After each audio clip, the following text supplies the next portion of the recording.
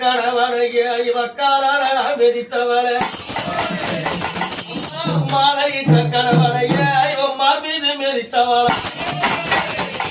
பொல்லாத பெண்ணு என்று இந்த போர்க்கொடிய பேசுவார்கள்.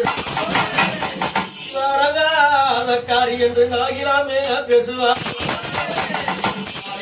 உள்ள தீலே ஆசையா நெஞ்சத்திலே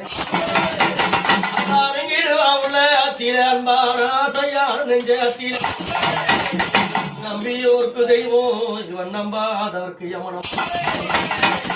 யாரு பேர் கொண்டு அங்காள பரமேஸ்வரி மலையானோரா